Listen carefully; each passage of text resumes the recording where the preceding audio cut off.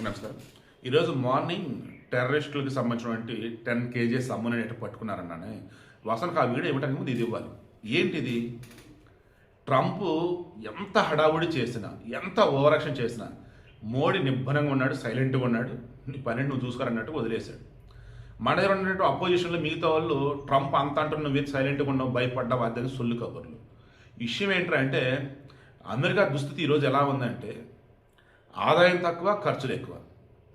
America సంబంధించి treasury బాండ్లు అని ఉంటాయి, ఓకేనా? వాళ్ళు ఏం చేస్తారంటే జస్ట్ ఒక బాండ్ దానిని వేరే వాళ్ళకి అమ్మేసి కొన్ని $1 ట్రిలియన్ దాదాపు డబ్బులు ఒక రకంగా అప్పు అనుకోవచ్చు. అది నీకు ట్రెజరీ బాండ్ అమ్మాడు, నువ్వు వాడికి కావాల్సిన డబ్బు ఇచ్చావు, ఆ డబ్బు కానీ నీకు వడ్డీ చెల్లిస్తాడు.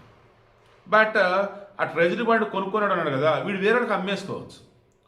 అలా అమ్మేసుకున్నప్పుడు ఏమైంది, నాకు ఇంట్రెస్ట్ వద్దు, నాకు డబ్బులు కావాలన్నప్పుడు వీడు ఇవ్వక తప్పదు. అలా ఇవ్వాల్సి వచ్చినప్పుడు డాలర్ ప్రింట్ కొట్టాడు అనుకుందాం ఎక్కువ. అలా డాలర్ ప్రింట్ కొట్టుకుంటూ పోతే ఆటోమేటిక్ కరెన్సీ వాల్యూ పడిపోయిద్ది అండ్ దేశం దివాలా తీసిద్ది.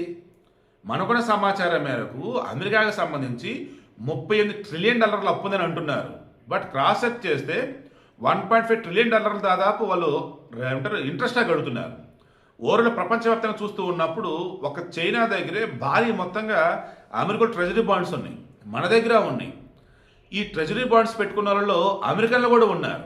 ఎందుకు? వాళ్ళకి ఇంట్రెస్ట్ వచ్చింది కాబట్టి అండ్ అవసరం ఉన్నప్పుడు అమ్మేసుకోవచ్చు కాబట్టి. వివిధ దేశాలు వచ్చేసి ఎందుకు అంటే అమెరికా ట్రెజరీ బాండ్లు అన్నప్పుడు రేపటి రోజు ఎటు బాండ్ ట్రెజరీ బాండ్ అన్నప్పుడు అమెరికా అన్నప్పుడు వాల్యూ ఉంటుంది కదా అన్నట్టు కొనుక్కుంటాయి. బట్ సిచ్యువేషన్ తేడా కొందరు అన్నప్పుడు బ్యాంక్లో నా డిపాజిట్ ఉందండి, అది దివాళా తీసేట్టుంది అనుకున్నప్పుడు నాకు ఇంట్రెస్ట్ వచ్చిందండి, నేను వెళ్తానండి, డిపాజిట్ అమౌంట్ నాకు ఇవ్వరా బాబు అంటాను. వాడు ఉన్నదంతా ఇచ్చేస్తున్నాడు, ఇంకా చాలామంది ఉన్నారు డిపాజిట్లో ఉన్నారు, నా దగ్గర డబ్బు లేదు. అప్పుడు ఏంటి పరిస్థితి? దివాళా తీయటమే కదా. ఈరోజు అమెరికా పరిస్థితి అలాగే ఉన్నట్టు. చైనా వాడిని రిక్వెస్ట్ చేశారంట వాళ్ళు, ఏమని? ఆ ట్రెజరీ సెక్రటరీ వెళ్ళి చైనాకి సంబంధించినటువంటి వాళ్ళని పట్టుకొని పుణ్యముండిద్రావు బాబు అమెరికా బాండ్లు అమ్మద్రావు బాబు అని రిక్వెస్ట్. దాదాపు గత 30 సంవత్సరాలుగా చైనా వాడు ఇప్పటిగా అమెరికా ట్రెజరీ బాండ్స్ కొనేసాడు. ఇప్పుడు ఓ రకంగా చైనా కాళ్ళు పట్టుకుని అమెరికా బతిలాడుతున్నాడు, ఆ ట్రెజరీ బాండ్స్ అమ్మద్రా బాబు అని చెప్పేసి. ఆ ఫెడరల్ రిజర్వ్ వచ్చేటప్పటికి అది కూడా ఈ ట్రెజరీ సెక్రటరీస్ ఎవరైతున్నారో వాళ్ళ చేతిలోనే ఉందట. అందుకే ఆ డాలర్ వాల్యూ వచ్చేసి ఇప్పుడు తగ్గించక తప్పదని అంటున్నారు, ఇంట్రెస్ట్ రేట్లు అని. అప్పుడే ఇక జనాలు బంగారం గోల్డ్ ఇటు మీద పడిపోతారు, ఆ డాలర్ సైడ్ రారు. ఏ మాత్రం డాలర్ సైడ్ కనుక వచ్చారనుకోండి దానికి సరిపడా వచ్చేసి కరెన్సీ ఉండాలి. లేదు, ఇప్పటికీ అమెరికాలో ఖర్చు పెట్టే దానిలో వాళ్ళకు వచ్చిన ఆదాయం కన్నా ఎక్కువ ఖర్చు పెడతా ఉంటాడు. బట్ అదేమంటే ట్రెజరీ బాండ్లు అవన్నీ హడావుడి అంతే, బిల్డప్ అంతే. మొన్న ట్రంప్ వచ్చేటప్పటికి ప్రెసిడెంట్ అయిన తర్వాత సెకండ్ టర్ము దాదాపు 40% ఈ డిఫెన్స్ సంబంధించి ఏదైతే ఫండ్స్ కేటాయించున్నారో దాని లెక్కలు లేవంట.